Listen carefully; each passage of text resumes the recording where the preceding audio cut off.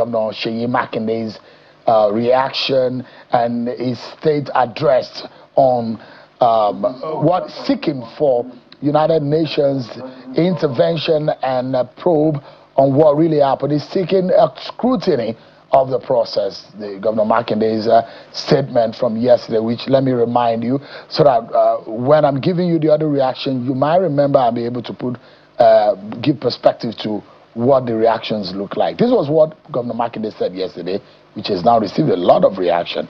Take a listen to him.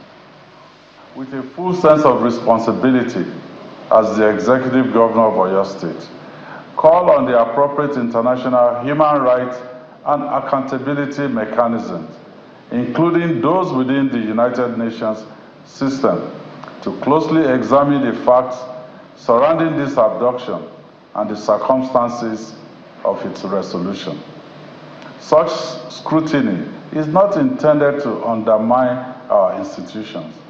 Rather, it is intended to reinforce public confidence that the truth will be established and that every person found to bear responsibility, regardless of office, influence, or affiliation, will be held accountable.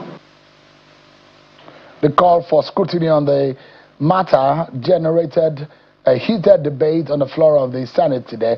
Let me allow you to listen to one of those who spoke on what Governor Makinde was seeking for. The governor of Oyo State calling on the United Nations to investigate the overall circumstances surrounding the kidnap and even the rescue. I thought that was the most unstatesmanly.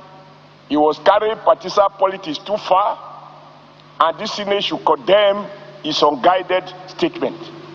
Nigeria is a sovereign nation. When we wake up and call on foreign authorities to investigate, this is one case in which our armed forces have shown that without paying ransom, even if it meant that these children and some of the elders had to be in captivity for almost 2 months, that the armed forces were working quietly to have these rescue operations, which, as well captured in this motion, led to some loss of life. To trivialize it, to suggest, as the governor of Oyo State seems to have done, that there is something that is not open, that the UN needs to unearth the circumstances, is to question the sovereignty of our nation and to downplay the achievement of the commander-in-chief, President Bola Ahmed Tinubu, and all the service chiefs and in fact all those involved in this process.